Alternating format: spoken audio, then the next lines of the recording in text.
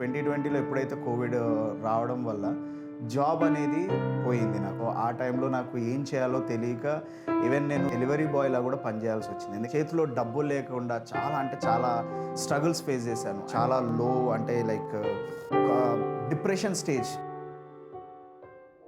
Hi, నా పేరు దినేష్. నేను డిజిటల్ మార్కెటింగ్ ఏజెన్సీ ఓనర్. నా డిజిటల్ మార్కెటింగ్ ఏజెన్సీ పేరు దియా డిజిటల్స్.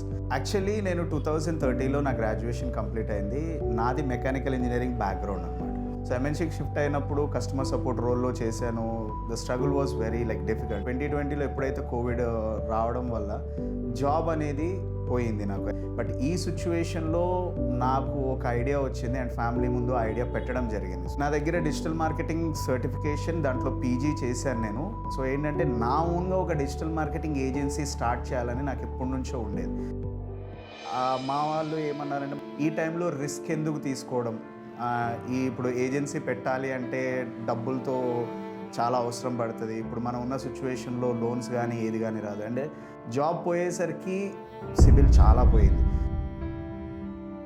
అంటే కంప్లీట్గా నేను ఒక డిసప్పాయింటెడ్ స్టేజ్లోకి వెళ్ళిపోయి ఒక డిప్రెషన్ స్టేజ్లో ఉన్నప్పుడు మా మదర్కి చెప్తే, ఇంట్లో గోల్డ్ ఉంది కదా, ఆ గోల్డ్ తీసుకొని వెళ్ళి అది నీకు ఎక్కడన్నా యూజ్ అవుతే దాంతో నీ బిజినెస్ స్టార్ట్ చేస్తాను, నువ్వు ముందుకు వెళ్తాను అన్నప్పుడు నేను హెల్ప్ చేస్తానని మా మదర్ నాకు ప్రోత్సహించారనమాట. అంటే షీఈ్ మై బ్యాక్ బోన్. ఆ టైంలో నేను చాలా గోల్డ్ కంపెనీస్ చూశాను, బట్ ఎక్కడ చూసినా నాకు రేట్ ఆఫ్ ఇంట్రెస్ట్ చాలా ఎక్కువ అనిపించింది అసలు. అంటే తీసుకునే రూపాయికి మరీ ₹10 కట్టే అంత పరిస్థితి, అంటే అంత ఇంట్రెస్ట్ పే చేయడము, ఇలాంటి వల్ల కూడా చాలా ఇబ్బందులు అయింది.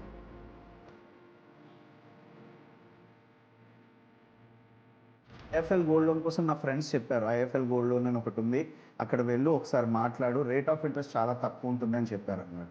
సో ఆ టైంలో నేను ఐఎఫ్ఎల్ వాళ్ళకి అప్రోచ్ అవ్వడం జరిగింది.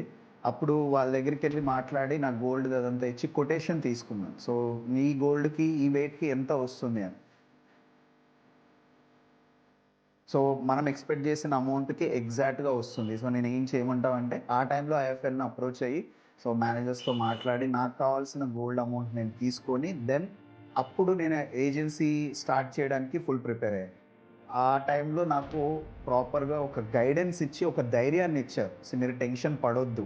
That is the best thing what I can say about IFL. ఎందుకంటే ఇంత ఫ్రెండ్లీగా ఉన్న ఒక గోల్డ్ లోన్ కంపెనీ నేను ఎప్పుడూ చూడలేదు.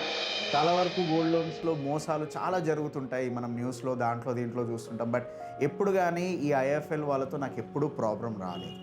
సో నాకు వచ్చినప్పుడల్లా నాకు ఒక ఫ్లెక్సిబుల్ పేమెంట్, అంటే నేను మొత్తం ఒకేసారి కట్టి గోల్డ్ రిలీజ్ చేసుకోకుండా నా దగ్గర ఎంత ఉంటే అంత, అప్పుడు నేను తీసుకున్న అమౌంట్లో ఒక పార్ట్ పేమెంట్ చేసి కూడా మీరు గోల్డ్ది నెమ్మదిగా క్లోజ్ చేసుకోవచ్చు అని ఇంకొక ఫ్లెక్సిబిలిటీ ఇచ్చారు. సో ఈ 3 బెనిఫిట్స్ నాకు వీళ్ళ నుంచి బాగా సపోర్ట్ దొరికింది.